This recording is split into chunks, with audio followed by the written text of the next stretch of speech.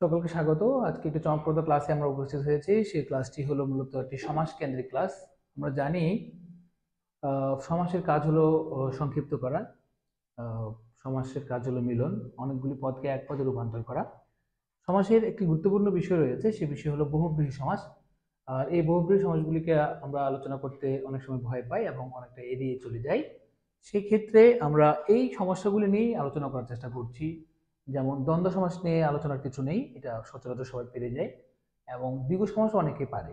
তো যে বিষয়গুলি নিয়ে আলোচনা হতে পারে, যে বিষয়গুলি নিয়ে অনেক মানুষ কিংকর্তব্য বিমূঢ় হতে পারে, এরকম একটা পরিস্থিতিতে পড়ে যেতে পারে, সেই বিষয়গুলিকে তুলে ধরার চেষ্টা করছি আমরা। আমরা জানি বহুব্রীহি শব্দটির অর্থ কি। বহু মানে হচ্ছে অনেক, ব্রীহি মানে ধান, অনেক ধান, এরকম একটা বিষয়। কিন্তু বহুব্রীহি সমাসটা মিন করে কি, যে আমরা এই শব্দের অর্থ প্রযুক্ত হয় এভাবে যে আসলে বহু মানে অনেক, ব্রীহি মানে ধান, এখানে এটা থেমে থাকে না অর্থটা। এই অর্থটা প্রযুক্ত হয় এভাবে, বহু ধান আছে যার, মানে এখানে অনেককেও প্রাধান্য দিল না, এখানে ব্রীহিকেও প্রাধান্য দিল না। তাহলে প্রাধান্য দিল কি? প্রাধান্য দিল যে তৃতীয় একটি পদকে। এবং তৃতীয় পদটি কি হলো? সেই তৃতীয় পদটি হলো যার বহু ধান রয়েছে। এটাকে বলা হচ্ছে কি, মূলত বহুব্রীহি সমাস। হ্যাঁ, আমরা এখানে বলা হচ্ছে বহুব্রীহি সমাস। আমরা জানি প্রত্যেকটি সমাসের দুটি পদ থাকে, একটি পূর্বপদ এবং একটি পরপদ। কিন্তু এখানে বহুব্রীহি সমাস দেখেন, এখানে এখানে পূর্বপদ এবং পরপদ কোনোটাকে প্রাধান্য দিবে না, হয় সে অন্য পদকে দিবে, তৃতীয় পদ দিবে। আমরা জানি দুটি পদ থাকে, তো থার্ড পদ মানে কি, সে অন্য একটি পদ, বা কোনো পদকে প্রাধান্য দেবে না। কোনো পদ বলতে কি, আমরা জানি প্রত্যেকটি সমাসে দুটি করে পদ থাকে, ওই দুটি পদকে প্রাধান্য দেওয়া হবে না। আমরা শুরুতে আলোচনা করতে যাচ্ছি সমানাধিকরণে। আমরা জানি বহুব্রীহি সমাস কিন্তু যার দিয়ে নিষ্পন্ন হতে পারে, এই যার এইটা দিয়ে নিষ্পন্ন হতে পারে। যেমন সমানাধিকরণ হলো পূর্বপদে অ্যাডজেক্টিভ থাকবে, পরপদে কি থাকবে, নাউন থাকবে। যেমন ধরেন যে নীল, নীলটাকে অ্যাডজেক্টিভ, কণ্ঠ নাউন, ঠিক আছে। ঠিক আছে, নীলটা অ্যাডজেক্টিভ, অম্বরটা হচ্ছে কি, নাউন।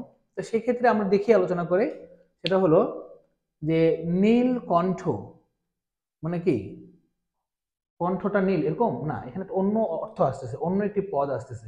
নীল কণ্ঠ যার মানে শিবকে মিন করা হচ্ছে, অন্য একটি পদকে প্রাধান্য দেওয়া পাচ্ছে বা প্রাধান্য দেওয়া হচ্ছে, সেক্ষেত্রে সমানাধিকরণ। নীলাম্বর, নীল অম্বর যার মানে নীল দেহটি যার। ঠিক আছে, পূর্বপদে অ্যাডজেক্টিভ আছে, পরপদে নাউন আছে। যে নীল অম্বর বলতে নীল দেহ শুধু বোঝাচ্ছে না, এটা অন্য পদকে নিয়ে আসতেছে, সেটা হচ্ছে কি কৃষ্ণ। পীতাম্বর, পীত অম্বর যার, ঠিক আছে, এটা হচ্ছে বলরামকে মিন করে, একইভাবে জিনিসটা আর কি, এটা থার্ড টার্ম চলে আসে আর কি। একটা হচ্ছে ব্যাধিকরণ, ব্যাধিকরণ হচ্ছে দুইটা নাউন থাকবে, এবং বহুব্রীহি সমাসে এটাই হয় যে তৃতীয় একটি পদকে প্রাধান্য দেওয়া হবে, এই জায়গাটাই বেশি প্রাধান্য পায়। যেমন হচ্ছে আশি বিষ, আশি মানে দাঁত, বিষ মানে হচ্ছে বিষেই। এখানে মানে হলো আশি বিষ মানে শুধু দাঁত এবং বিষকে মিন করতেছে না, এখানে সাপকে মিন করতেছে। আশিতে বিষ যার, এরকম। উর্ণ নাভ, উর্ণ মানে চোখ, নাভ মানে নাভি, নাভিতে চোখ যার। ঠিক আছে, এটা আসলে অন্য একটা পদকে প্রাধান্য দিচ্ছে, সে পদটি হলো মূলত মাকড়সা। এই জিনিসটা বুঝতে হবে।